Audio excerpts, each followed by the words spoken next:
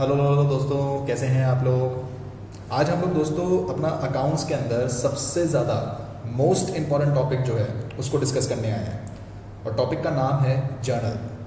मैं आपको बता दूं कि अकाउंट्स के अंदर जो बेसिक्स हैं वो आपके बहुत ज़्यादा स्ट्रॉन्ग हैं और मेरा हमेशा से एम्फेसिस इसी बात के ऊपर रहता है कि आपने अपने बेसिक्स, अपनी छोटी चीज़ों के ऊपर काम करना है। जितना काम आप लोग अपनी छोटी चीज़ों के ऊपर करोगे उतने ही आपके आगे चल के जो कंसेप्ट्स हैं वो बिल्डअप होंगे, स्ट्रॉन्ग होंगे। तो सबसे मेन टॉपिक है जर्नल क्यों है। देखिए, अगर आप अपनी मैथ्स चालू करते हैं तो आपको काउंटिंग से सिखाया जाता है, नंबर वहाँ पे सिखाए जाते हैं, इंग्लिश में अल्फ़ाबेट सिखाए जाते हैं। अकाउंट्स के अंदर आपको इंट्रोडक्शन आपने सारा सीख लिया है, एसेट्स क्या होते हैं, लायबिलिटीज़ क्या होते हैं, कैपिटल क्या होते हैं, आप सीख चुके हो।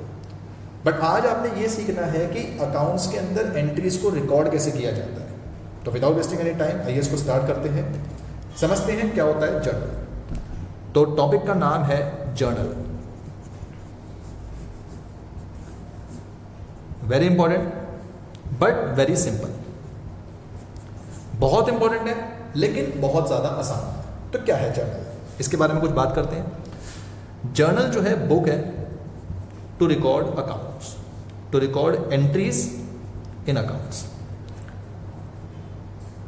जब मुझे अकाउंट्स में कोई चीज़ रिकॉर्ड करनी होती है तो पहले मुझे ये देखना होता है कि क्या वो चीज़ पैसे के टर्म्स में डिपेंड की जा सकती है, पैसे के टर्म्स में रिप्रेजेंट की जा सकती है या नहीं। और अगर की जा सकती है तो फिर मैं नापता हूं कितना पैसा है, और जब मुझे पता चल जाता है कितना पैसा है तो फिर मैं उसको अपनी एंट्रीज के रूप में रिकॉर्ड करता हूं। जर्नल को बुक ऑफ प्राइम एंट्री भी कहा जाता है या फिर कई लोग इसको बुक ऑफ ओरिजिनल एंट्री भी कहते हैं। बुक ऑफ प्राइम एंट्री या बुक ऑफ ओरिजिनल एंट्री का मतलब क्या है कि एंट्री सबसे पहले इस बुक में रिकॉर्ड होती है। ये फर्स्ट स्टेज है किसी भी एंट्री को रिकॉर्ड करने की।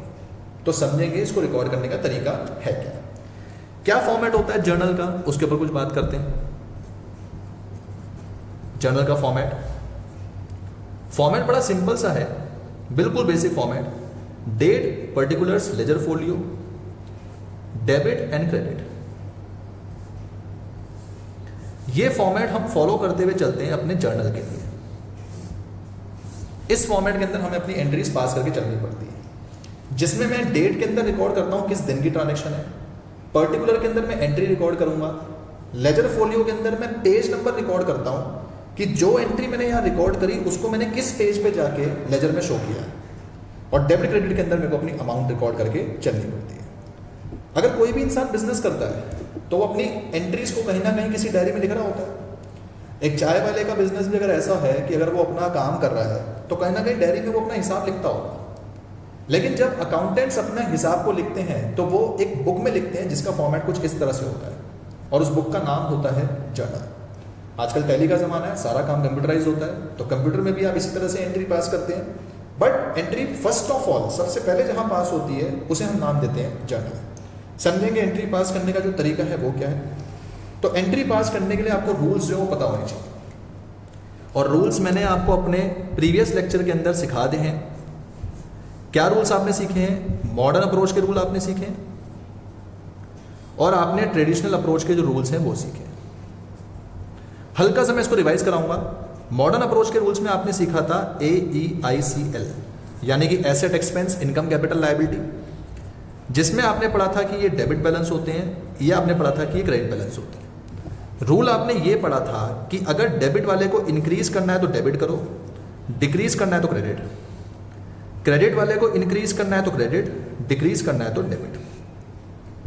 ट्रेडिशनल अप्रोच के अंदर आपने पढ़ा था पर्सनल, रियल एंड नॉमिनल, जिसमें आपने पढ़ा था कि डेबिट आप करते हैं रिसीवर को, क्रेडिट आप करते हैं गिवर को। जब आप पर्सनल अकाउंट के बारे में बात करते हैं तो डेबिट रिसीवर होता है, क्रेडिट गिवर होता है। रियल अकाउंट में बात करते हैं तो जो चीज़ आई वो डेबिट, जो चीज़ गई वो credit. Debit what comes in, credit what goes out. Nominal के बारे में बात करते हैं तो डेबिट हम करते हैं लॉसेस को, एक्सपेंसेस को, क्रेडिट हम करते हैं हमारी इनकम्स को, गेन्स को, फायदों को और कमाइयों को क्रेडिट किया जाता है, लॉसेज एक्सपेंस को डेबिट किया जाता है। ये पूरा कंसेप्ट मैं दोस्तों आपको अपने प्रीवियस लेक्चर के अंदर बता चुका हूँ, जिसका लिंक मैं आपको डिस्क्रिप्शन बॉक्स में दे दूंगा। आप वहाँ पे जाके इसको एक बार अगेन गो थ्रू करके चल सकते हैं। जर्नल करने से पहले आपको जर्नल के जो बेसिक्स हैं, जो रूल्स हैं, वो पता होने चाहिए। आपको ये पता होना चाहिए कि एसेट क्या है, कैपिटल क्या है, लायबिलिटीज क्या है, मतलब आपके जो बेसिक टर्म्स हैं उनकी आपको एक अच्छी नॉलेज होनी चाहिए, तब आप जर्नल को कर पाएंगे। अदरवाइज जर्नल करने से आपका जो है कुछ फ़ायदा नहीं होने वाला, क्योंकि टॉपिक आपको समझ में ही नहीं आएगा। इसलिए आई अर्ज एवरीबडी, अगर आपको पहले रूल्स नहीं पता तो रूल्स वाला वीडियो आप एक बार जाके देखिए, उसके बाद इस टॉपिक को हम लोग करेंगे। राइट, शुरू करते हैं अपनी कुछ बेसिक एंट्रीज के साथ, और बेसिक एंट्रीज को हम लोग अपना पास करना स्टार्ट करेंगे। बेसिक एंट्रीज, तो बेसिक एंट्रीज में मैं सबसे पहले यहां पे बात करूंगा अपना स्टार्टेड बिजनेस। राइट, और स्टार्टेड बिजनेस से आपने अकाउंटिंग इक्वेशन पढ़ा हुआ है, तो आप जानते हैं जब कोई बिजनेस चालू करता है कैश प्लस होता है, कैपिटल प्लस होता है। अब मैं इसको थोड़ा क्लासीफाई करता हूं। पहले मैं मॉडर्न अप्रोच से आपको सिखा रहा हूं। कैश एक एसेट है, कैपिटल तो कैपिटल ही है। एसेट का बैलेंस डेबिट, कैपिटल का बैलेंस क्रेडिट। डेबिट वाले को बढ़ाना है तो डेबिट ही करना है, क्रेडिट वाले को बढ़ाना है तो क्रेडिट ही करना है। मतलब मेरी एंट्री ये होगी कि कैश को डेबिट करना है, कैपिटल को क्रेडिट। तो एंट्री को लिखेंगे कैसे? लिखते हैं इस तरह से, cash account debited to capital account. टू आप थोड़ा सा राइट साइड से चालू करेंगे, एकदम इसके नीचे नहीं। इस तरह से एंट्री लिखी जाती है, cash account debited to capital account. Amount मान लीजिए 1 लाख रुपीज़ है, तो 1 लाख यहाँ भी, 1 लाख यहाँ भी। और ब्रैकेट में नीचे हम लिखते हैं नरेशन। नरेशन का मतलब होता है एक एंट्री देख के, ये जो एंट्री आपने लिखी है, ये देख के आपको तो समझ में आ रहा है कि आपने क्या लिखा है, पर किसी और को समझाने के लिए हम ब्रैकेट में उसकी एक्सप्लेनेशन लिखते हैं। एक्सप्लेनेशन कैसे लिखी जाती है? Being started business. Being word लगा के जो एंट्री आप पास कर रहे हैं बस उसका नाम लिख दो, तो ये आपकी एंट्री हो गई। अगर इस एंट्री को मैं अपने फॉर्मेट के अंदर शो करता तो कैसे शो करता? सपोज करिए मैंने अपना बिजनेस स्टार्ट किया होता अप्रैल में, तो मैं यहाँ पे डेट डालता 1 अप्रैल 2010, और यहाँ पे लिखता मैं entry cash account debited to capital account. कितनी अमाउंट है? 1 लाख, 1 लाख। और यहां पे मैं लिखता इसकी नरेशन बीइंग स्टार्टेड बिजनेस। ये मेरी एक एंट्री हुई। और जैसे एक एंट्री आपकी होती है, आप पर्टिकुलर के नीचे एक लाइन डालते हैं ये बताने के लिए कि भाई ये एंट्री आपकी खत्म हो चुकी है। अब अगली एंट्री भी आप इसी तरह से पास करेंगे, डेट डालेंगे, एंट्री पास करेंगे। लेजर फोलियो हम खाली छोड़ते हैं क्योंकि हमें पेज नंबर अभी इसके बारे में कुछ पता नहीं है। अगर लेजर फोलियो का नंबर आपको दिया हुआ है तो आप वो डाल देंगे, बाकी अमाउंट आपने डाल के चलनी है। तो इस टाइप से आप अपनी एंट्री को पास करते हुए चलते हैं। ये एंट्री मैंने अभी आपको मॉडर्न अप्रोच से जो वो सिखाई है। अगर आप इसको ट्रेडिशनल से करना चाहते हैं तो कैसे करते हैं, मैं आपको वही बताता हूँ। ट्रेडिशनल से करने के लिए कैश प्लस है, कैपिटल प्लस है। कैश एक एसेट है तो ये रियल अकाउंट है, कैपिटल हमारा पर्सनल अकाउंट है। रियल अकाउंट आ रहा है, कैश आ रहा है, तो रूल अपने पास यहाँ पे लगेगा debit in, debit what comes इन। और पर्सनल अकाउंट कैपिटल जो है ओनर को रिप्रेजेंट करता है। ओनर ने बिजनेस में पैसा लगाया तो क्रेडिट इज गिवर, ये इसका रूल है। अगेन एंट्री आपकी बनेगी cash account debited to capital account, 1 lakh, 1 lakh. आप ट्रेडिशनल से करना चाहें तो भी कर सकते हैं, आप ट्रेडिशनल से ना करके मॉडर्न से करना चाहें तो भी कर सकते हैं। आप किसी भी अप्रोच से एंट्री करिए, एंट्री का जो इफेक्ट निकलता है वो हमेशा सेम निकलेगा। अब क्वेश्चंस को करने के लिए आप किसी एक ही अप्रोच को लेके चलना, बिकॉज अगर आप दोनों अप्रोच लेंगे तो आप कंफ्यूजन क्रिएट करेंगे। दोनों अप्रोच आपको नॉलेज पॉइंट ऑफ व्यू से पता होनी चाहिए ताकि आप एंट्री प्रिपेयर कर सकें। तो मैं स्टार्टिंग के 4 करीब एग्जाम्पल आपको दोनों अप्रोच से बताऊंगा, फिर मैं एक ही अप्रोच से आपको कुछ बेसिक एंट्रीज को समझाऊंगा। राइट, एक और एंट्री मैं आपको बताता हूं। सपोज करिए लिखा होता started business with furniture. Furniture से बिजनेस चालू करा, या बैंक से बिजनेस चालू करा, मशीन से बिजनेस चालू करा, तो जिस किसी चीज से आप बिजनेस चालू करते हैं उसको हम करते हैं डेबिट, अकाउंट डेबिटेड, और नीचे लिखेंगे टू कैपिटल अकाउंट। ये इसकी एंट्री बनेगी। ऐसे क्यों बन रहा है सोचिए। मॉडर्न अप्रोच से बताता हूं। अगर आप फर्नीचर से बिजनेस चालू करते हैं तो फर्नीचर और कैपिटल दोनों के दोनों होंगे प्लस। ये भी एसेट, ये भी एसेट, ये सॉरी कैपिटल है। इसका डेबिट बैलेंस, इसका क्रेडिट बैलेंस। डेबिट वाले को बढ़ाना है डेबिट करेंगे, क्रेडिट वाले को बढ़ाना है क्रेडिट करेंगे। तो एंट्री बन जाएगी दिस डेबिट दिस क्रेडिट। ये आपका मॉडर्न अप्रोच है। और अगर आप इसको अपने ट्रेडिशनल अप्रोच से करेंगे तो वो फिर से आपका यही वाला काम बनेगा। फर्नीचर और कैपिटल आएगा। फर्नीचर रियल अकाउंट है, कैपिटल पर्सनल अकाउंट है। रियल का रूल लगेगा debit what comes in, personal का लगेगा क्रेडिट इज गिवन। तो एंट्री बन जाएगी furniture to capital. In short अगर मैं आपसे कहूं कि आप बिजनेस जब चालू कर रहे हैं तो बिजनेस आप किसी भी एसेट से चालू कर रहे हो, उस एसेट को हम कर देते हैं डेबिट, और नीचे किसका अकाउंट क्रिएट करते हैं, कैपिटल का। नरेशन लिखेंगे बीइंग वर्ड लगाना है, और सेम यही लाइन आपने जो है आगे यहाँ पे लिखनी है, being started business with furniture, bank और मशीनरी, राइट।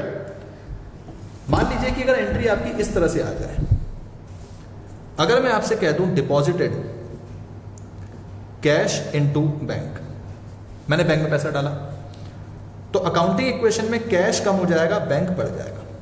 ये भी एसेट, ये भी एसेट, मॉडर्न अप्रोच से बता रहा हूं। Debit balance, debit balance, debit वाले को कम करना है तो क्रेडिट करूं, डेबिट वाले को बढ़ाना है तो डेबिट करूं। तो एंट्री बन जानी चाहिए bank account debited to cash account, amount डाल देंगे, अमाउंट डाल देंगे, नरेशन लिखेंगे being cash deposited into bank. So far so simple. मान लीजिए कि अगर मैं एंट्री उल्टी दे दूं, मैं आपसे कह दूं कैश विड्रॉन फ्रॉम बैंक, मैंने कैश को बैंक से निकाला। अब अकाउंटिंग इक्वेशन का इफेक्ट कुछ इस तरह से होगा कि कैश तो बढ़ेगा लेकिन बैंक कम होगा। ये भी एसेट, ये भी asset, debit balance, debit balance, debit वाले को बढ़ाना है डेबिट, डेबिट वाले को कम करना है क्रेडिट। मतलब अब एंट्री बन जाएगी cash account debited to bank account, amount आएगी, अमाउंट आएगी, नरेशन लिखेंगे बीइंग कैश विड्रॉ। मैं आपको बता दूं दोस्तों, ये काम आपने अपने मन में करना है। स्टार्टिंग के 4-5 एग्जांपल में आप इसको रफ में करके चल सकते हो, पर आगे आपने मेनली अपना से फॉर्मेट बना के एंट्री पास करनी है। तो फॉर्मेट जो मैंने आपको बताया वो पास करेंगे, और उस फॉर्मेट में हर एंट्री पास करने के बाद आप पर्टिकुलर के नीचे लाइन डालेंगे, फिर अगली एंट्री, फिर अगली एंट्री, क्योंकि डेट वगैरह आपको सब दिया जाता है। बस ध्यान रखिएगा कि ये वाला काम आपने अपने जो है मन में करना है। सपोज करिए अगर आप इसको ट्रेडिशनल से करते हैं तो कैश रियल अकाउंट है, बैंक पर्सनल अकाउंट है। कैश जा रहा है तो क्रेडिट होगा, बैंक पर्सनल है, यहां पे बैंक ओनर का है, ओनर को पैसा मिल रहा है, रिसीवर है, इसलिए वो डेबिट होगा। सेम फंडा यहां लगेगा, राइट। मान लीजिए कि अगर मैं अब आपको एंट्री बताऊं परचेज या फिर सेल ऑफ एसेट्स, अगर मैं बोलता हूं परचेज ऑफ एसेट्स, मैंने एसेट परचेज करे, कोई भी एसेट परचेज करूंगा, एसेट आएगा और पेमेंट जो कैश बैंक से वो जाएगी। अब आप ध्यान से देखें तो ये भी एसेट, ये भी asset, debit balance, debit balance, debit वाले को बढ़ाना है तो डेबिट, डेबिट वाले को घटाना है तो क्रेडिट। इसका मतलब एंट्री हमारी बनेगी जब हम एसेट को परचेज करते हैं, assets account debited to cash account या फिर टू बैंक अकाउंट। डिपेंडेंस इस बात पे है कि मैंने पैसा कैश से दिया या चेक से दिया, और एसेट को डेबिट करने का मतलब है कि जो एसेट आप परचेज कर रहे हो वो डेबिट करना है। फर्नीचर परचेज करा, फर्नीचर डेबिट करो, बिल्डिंग परचेज करी, बिल्डिंग डेबिट करो, राइट। नरेशन लिखेंगे बीइंग एसेट्स परचेज्ड। अब मान लीजिए अगर मैं आपको बोलूं कि आपने अपना एसेट सोल्ड किया, एसेट को आपने बेचा, तो एंट्री रिवर्स हो जाएगी, एंट्री बन जाएगी आपके पास कैश और bank account debited to assets. तो उसी को हम लोग यहां पे आगे समझेंगे। अगर आपने सेल करा, सेल ऑफ एसेट्स, इसकी क्या एंट्री बननी चाहिए। अब की बार एसेट्स आपके जा रहे हैं और पैसा यानी कि कैश बैंक आपके पास आएगा। ये भी एसेट, ये भी asset, debit balance, debit balance, debit को कम करना है तो क्रेडिट, डेबिट को बढ़ाना है तो डेबिट। एंट्री बनेगी कैश या फिर bank account debited to assets account, amount डाल देंगे, नरेशन लिखेंगे being assets sold, right.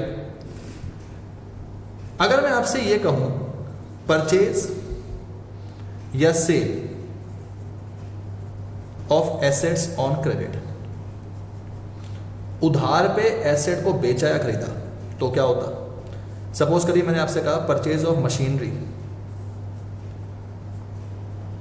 From Ram, person का नाम जब भी आता है वो उधार बन जाता है, तो कैसे रिकॉर्ड करना है इसको। मशीनरी आ रही है, राम से आ रही है, राम हमारा क्रेडिटर हो गया, क्रेडिटर मतलब जिससे आपने उधार लिया, और राम से उधार लेने पे उधार आपका बढ़ गया। मशीनरी एसेट है, लायबिलिटी जो है अपने पास क्रेडिटर जो है वो होते हैं। एसेट का डेबिट बैलेंस, लायबिलिटी का क्रेडिट बैलेंस, डेबिट को बढ़ाने के लिए डेबिट करेंगे, क्रेडिट को बढ़ाने के लिए क्रेडिट करेंगे। मतलब एंट्री आपकी बनेगी machinery account debited to Ram's account. दोस्तों एक चीज़ का खास ध्यान रखना है आपने, किसी भी पर्सन के नाम के आगे अगर आपने अकाउंट लगाना है तो आप अपोस्ट्रोफी एस लगाते हैं फिर अकाउंट लगाते हैं।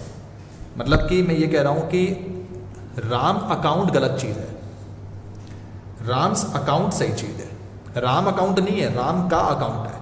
या फिर अगर आप इसको नहीं लिखना चाहें तो आप खाली टू राम भी लिख के चल सकते हैं, मतलब नेम के आगे अकाउंट नहीं लगाया जाए तो भी चल जाएगा। पर अगर आप अकाउंट लगाना चाहते हैं तो अपोस्ट्रोफी एस लगाना ना भूलें। Narration, being machinery purchase from Ram, right. अगर मैं एंट्री को रिवर्स करूं, मतलब कि अगर हमने उधार पे बेचा, let's say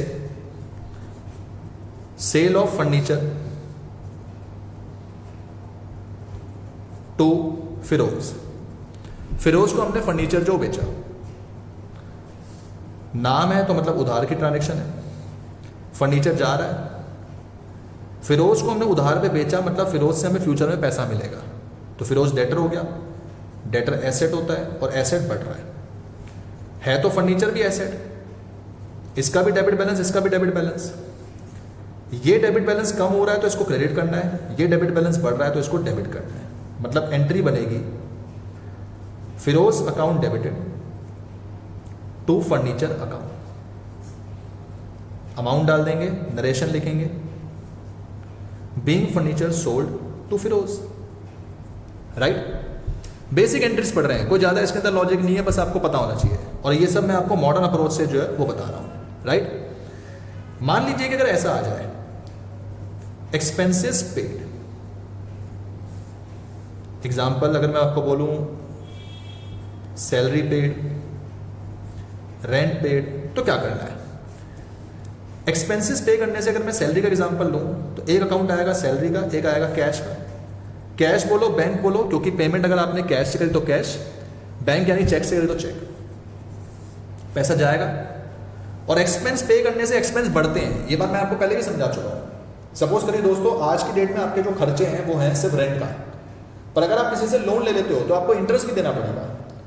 that means whatever amount of expenses you pay, then total expenses our increases, वो हमारे बढ़ जाते हैं, क्योंकि लिखते टाइम तो आपको उस एक्सपेंस को नोट करना पड़ेगा।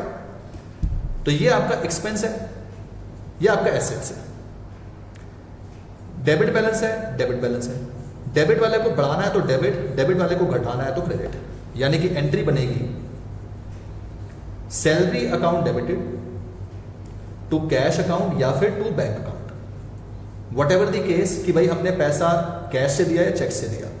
नरेशन लिखेंगे बीइंग सैलरी पेड, यानी अगर मैं सैलरी पे कर रहा हूं तो एंट्री बनेगी सैलरी टू कैश, अगर मैं रेंट पे कर रहा हूं तो एंट्री बनेगी रेंट टू कैश। इसी तरह से अगर मैं आपसे कहूं इनकम्स रिसीव्ड, अगर मैं आपसे बोलूं जैसे इंटरेस्ट रिसीव करा या फिर रेंट रिसीव करा, तो इससे क्या होगा, पैसा तो अपने पास आ रहा है और अपना जो इंटरेस्ट या रेंट है वो इनकम है तो वही बढ़ रही है। These are our incomes, these are our assets. Asset debit होते हैं, इनकम क्रेडिट होती है। डेबिट को बढ़ाने के लिए डेबिट, क्रेडिट को बढ़ाने के लिए क्रेडिट। तो एंट्री बनेगी, डेबिट किसको करना है, कैश बैंक को, यानी एंट्री बनेगी cash account debited to interest account. Narration अपनी लिखेंगे बीइंग इंटरेस्ट रिसीव्ड या फिर बीइंग रेंट रिसीव्ड। रेंट मिला होता तो एंट्री होती कैश टू रेंट, राइट। ये हमारी बेसिक एंट्रीज है। कुछ बेसिक एंट्रीज मैं आपको और दिखाऊंगा।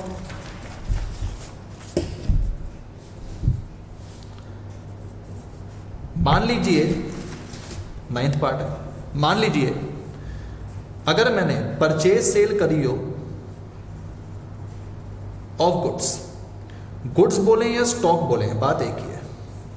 ये थोड़ा सा इंपॉर्टेंट है, ध्यान दीजिए दोस्तों। ये जो वर्ड गुड्स है इसे आप अपनी जर्नल में नहीं लिख सकते। तो जर्नल में जब आपने गुड्स बॉट करे हैं आप वर्ड यूज करेंगे परचेजेस,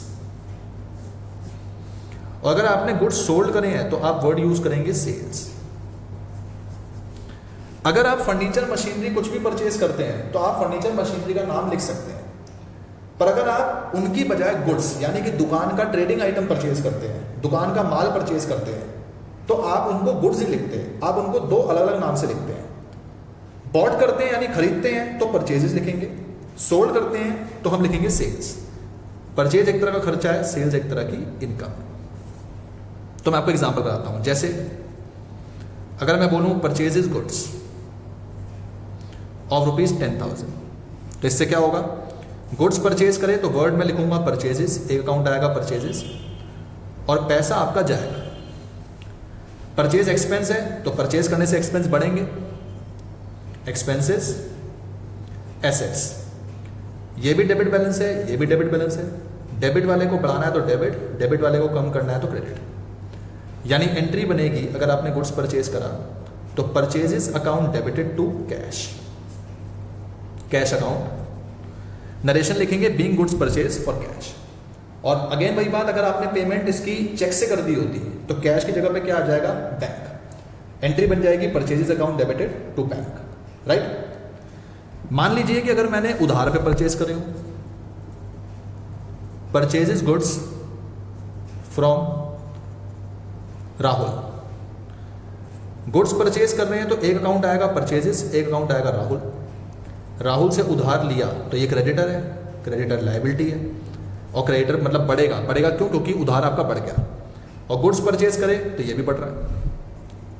एक्सपेंसेस लायबिलिटी, एक्सपेंसेस का डेबिट बैलेंस, लायबिलिटी का क्रेडिट बैलेंस। डेबिट को बढ़ाना है तो डेबिट, क्रेडिट को बढ़ाना है तो क्रेडिट। यानी अब की बार एंट्री जो बनेगी वो बनेगी purchases account debited to Rahul's account, क्योंकि परचेज को डेबिट करना है, राहुल को क्रेडिट करना है। नरेशन आएगी being goods purchases from Rahul. मान लीजिए कि अगर मैं सेल्स की एंट्री पास करूं, सोल्ड गुड्स ऑफ ₹20,000, गुड्स बेच रहा हूं तो एक आएगा सेल्स, एक आएगा कैश, पैसा आ रहा है, ये मेरी इनकम है, ये बढ़ रही है। ये क्रेडिट बैलेंस है, ये एसेट है, ये डेबिट बैलेंस है। डेबिट को बढ़ाने के लिए डेबिट, क्रेडिट को बढ़ाने के लिए क्रेडिट। तो एंट्री हम पास करेंगे cash account debited to sales account. Narration बन जाएगी बीइंग गुड्स सोल्ड। और अगर इसी एंट्री को मैं आपसे बोलूं कि भाई हमने सोल्ड करे गुड्स टू महेश, एक अकाउंट आएगा सेल्स का, सेल्स इनकम है, ये बढ़ेगी। इसको हमने उधार पे बेचा है तो यार ये आपका डेटर हो गया, डेटर भी बढ़ेगा क्योंकि उससे फ्यूचर में पैसा मिलना बाकी है। ये एसेट है डेबिट बैलेंस, ये इनकम है क्रेडिट बैलेंस।